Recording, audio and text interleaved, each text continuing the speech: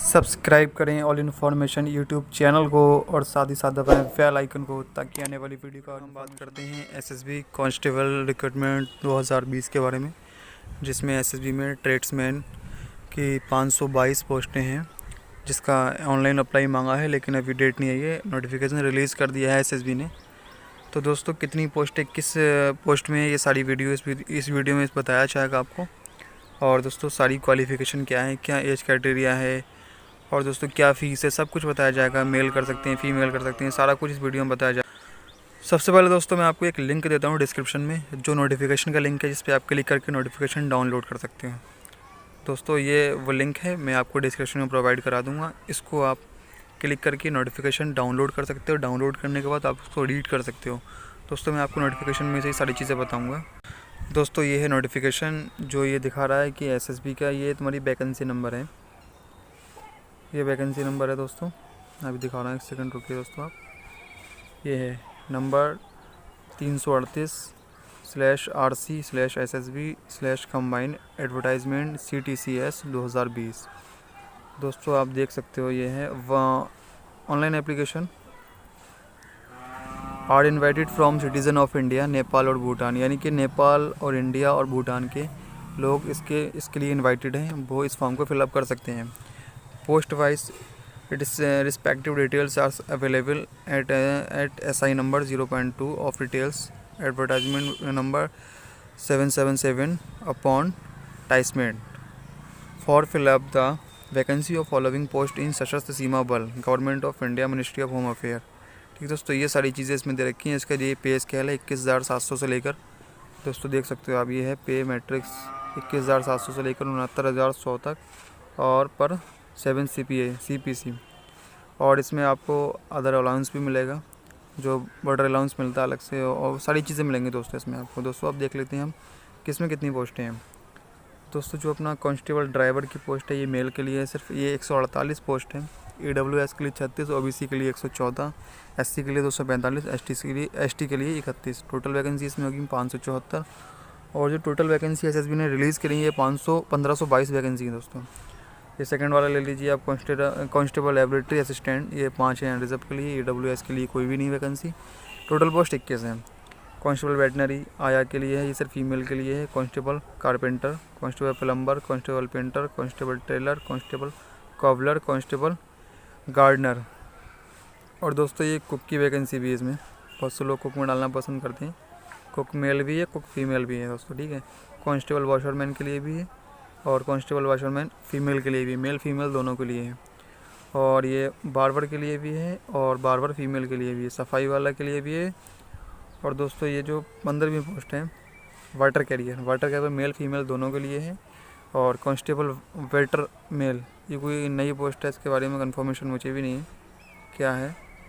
ये पोस्ट भी है, ये सिर्फ अपने SC वालों के लिए, ST वालों के लिए पोस्ट है, ये सिर्फ एक पोस्ट है। और दोस्तों इसमें एक चीज़ और भी है, जो 10% वैकेंसी हैं जो रिजर्व्ड हैं एक्स सर्विसमैन के लिए, जो इससे पहले किसी में जॉब कर चुके हैं SSB में या फिर अदर किसी डिपार्टमेंट में, जो एक्स सर्विसमैन उनके लिए है।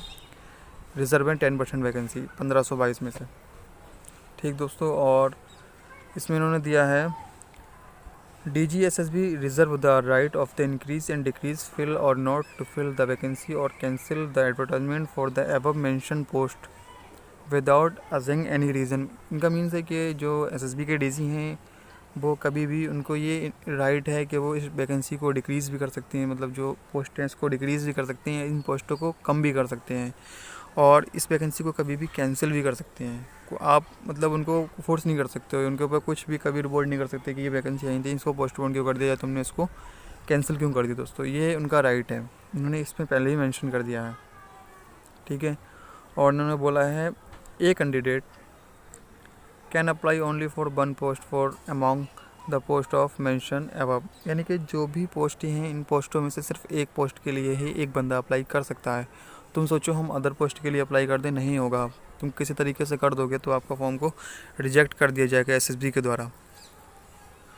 अब दोस्तों हम इसमें बात करते हैं कि इसमें क्या क्या एलिजिबिलिटी क्राइटेरिया है, कैंडिडेट को क्या क्या चाहिए। अब दोस्तों अगर हम इसमें कांस्टेबल ड्राइवर की बात करें, इसमें सबसे पहले एज चाहिए 21 से 27 साल, और matriculation of equivalent from the recognize board, यानी कि आपको हाई स्कूल या उसके बराबर कोई भी एक मार्कशीट वगैरह चाहिए, मिनिमम हाई स्कूल क्वालिफिकेशन है। और दोस्तों सेकंड चीज़, must possess valid heavy driving licence, और आपको इससे मांगा गया है एक ड्राइविंग लाइसेंस, वो भी हैवी होना चाहिए, हैवी पब्लिक सर्विस। ठीक दोस्तों, अब बात करते हैं अपने कांस्टेबल लेबोरेटरी असिस्टेंट के बारे में, जिसकी एज 18 से 25 साल है। इसमें भी हाई स्कूल मांगा है साइंस के साथ, ठीक है, और should have certificate in laboratory assistant course, और लेबोरेटरी असिस्टेंट कोर्स का एक सर्टिफिकेट भी चाहिए इनको, एक सर्टिफाइड सर्टिफिकेट चाहिए इनको, या फिर सेंट्रल गवर्नमेंट का हो या फिर स्टेट गवर्नमेंट का हो। ठीक है दोस्तों, और दोस्तों जो ये वेटनरी का है, वेटनरी की पोस्ट है 18 से 25 है। इसेंशियल एजुकेशन क्वालिफिकेशन, यानी ज़रूरी एजुकेशन क्वालिफिकेशन है इसमें 10th ऑफ मेट्रिकुलेशन, यानी कि हाई स्कूल मिनिमम होना चाहिए साइंस के साथ। ठीक है, और दोस्तों इसमें चाहिए 1 साल का experience treatment of different specific F animal recognise veterinary hospital, यानी कि आपको 1 साल का एक्सपीरियंस चाहिए किसी भी वेटनरी हॉस्पिटल से, तुमने किसी भी जानवरों वाले हॉस्पिटल में 1 साल मिनिमम काम किया हो, तभी इस वैकेंसी के लिए आप एलिजिबल हो, इस पोस्ट के लिए एलिजिबल हो। दोस्तों अब अपने बात करते हैं कांस्टेबल आया की, जो कि फ़ीमेल के लिए पोस्ट है। इसमें 18 से 25 साल मांगा है, और हाई स्कूल मांगा है, कम से कम क्वालिफिकेशन हाई स्कूल मांगा है, और आपको processing the first state examination pass certificate from red cross society, और शुड बी ट्रेंड द, यानी आपको रेड क्रॉस सोसाइटी से एक फर्स्ट एड का सर्टिफिकेट होना चाहिए आपके पास, और आपको या आप एक ट्रेंड दाई होना चाहिए, और आपको 1 ईयर का, जो अपना थर्ड वाला पॉइंट है, 1 ईयर एक्सपीरियंस इन रिलेवेंट फील्ड, यानी आपको इस फील्ड में 1 साल का एक्सपीरियंस भी होना चाहिए मिनिमम। दोस्तों अब अपना जो एक पोस्ट है constable carpenter plumber and painter, इसमें दोस्तों 18 से 25 साल मतलब एज है, और क्वालिफिकेशन अपनी वही हाई स्कूल है, और आपको 2 साल का एक्सपीरियंस चाहिए, और आपको 1 year certificate course from the recognised institute training institute of the vocational institute with at least 1 year experience in the respective trade, यानी कि आपको इसमें 1 साल का एक्सपीरियंस चाहिए, और साथ ही साथ आपको इस ट्रेड से संबंधित एक डिप्लोमा चाहिए है, और आपको दोस्तों ये 2 year diploma from a recognise industrial training institute in the respective trade of similar trade, यानी कि आपको किसी भी ट्रेड का, इससे मिलती जुलती ट्रेड का 2 साल का डिप्लोमा चाहिए। और एक चीज़ और भी दे रहे हैं इन्होंने, जो 5th वाला पॉइंट दिया है, मस्ट क्वालिफाइड ट्रेड टेस्ट, ये अपने पास से एक वहाँ पर तुमसे ट्रेड टेस्ट लेंगे, जब आपका DV होगा, यानी कि डॉक्यूमेंट वेरिफिकेशन होगा, या फिर तुम्हारा फिजिकल स्टैंडर्ड टेस्ट होगा, तो दोस्तों उस समय ये लोग ट्रेड टेस्ट लेते हैं, तो उस समय आपसे ये ट्रेड टेस्ट लेंगे, वो भी आपको क्वालिफाई करना चाहिए, तभी आप इस वैकेंसी के लिए आगे की प्रोसेस के लिए एलिजिबल हो।